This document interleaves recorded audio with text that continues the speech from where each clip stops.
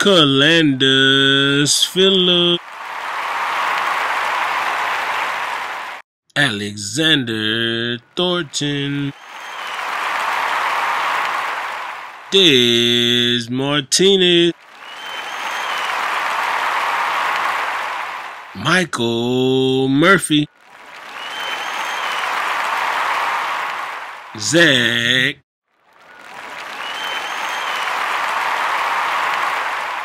Princess Jess, Eric Smith. Together we are the Cowboys. Hello there, Cowboy fans. You are here with your group leader, Calandus Phillips. And first off, for our first podcast today, we have your group coordinator. Hello, my name is Alexander Thornton, and I thank you for joining me for this podcast. One of the best tools to stay ahead of the competition is the use of sites like YouTube. In the early days, this site was used mainly by regular people to post videos of their lives. But as time gone by, mainstream filmmakers such as Felicia Day and Joss Whedon, as well as musicians like MC Chris, have started taking advantage of the site and the large audience that it can generate. Even mainstream film companies have started jumping onto the internet bandwagon. Because everything can be done. It can be done cheaply, it can be done beautifully, it can be done. The technology has just skyrocketed, and with the internet there is a way to get people to see things. I had an advantage, obviously, in that I already had a fan base and I had a lot of connections with incredibly talented people like the actors and everyone behind the camera that I could reach out to. But the fact of the matter is, really high quality video is affordable, and anybody who knows how to tell a story or is learning how to tell a story can hone their craft by making films, and they can be 3 minutes long and they can be 3 hours long. Like the internet, there aren't any rules anymore. While the internet and YouTube offer good resources to stay ahead of the competition, nothing beats good old-fashioned hard work and a good education. Thank you. Coordinator Alexander Thornton. Next, we have Des Martinez.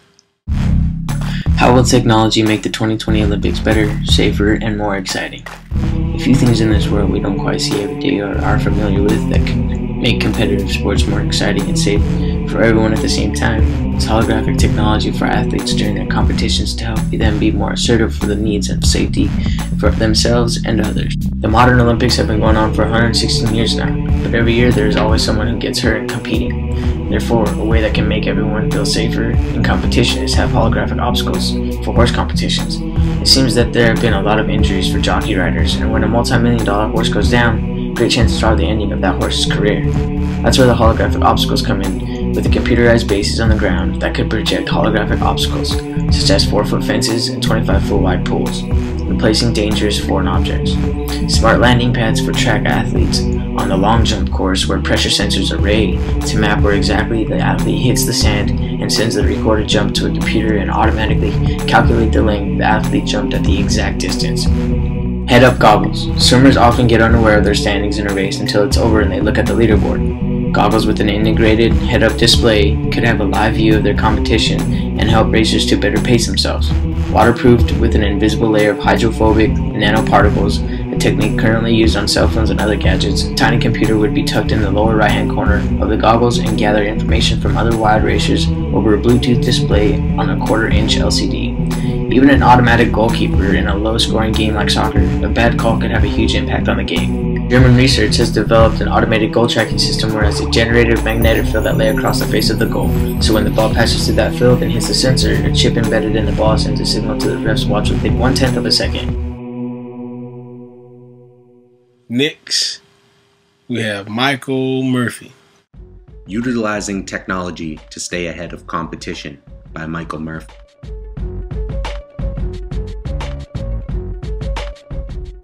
The way businesses utilize new technology.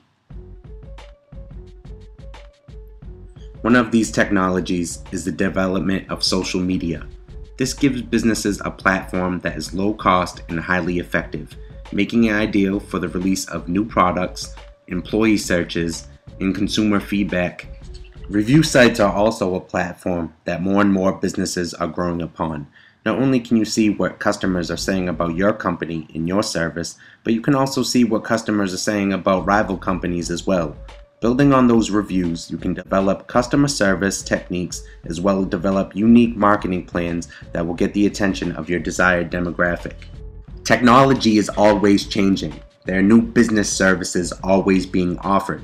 To keep track, informative blogs and podcasts are a great way. Keeping track of the technology isn't always enough.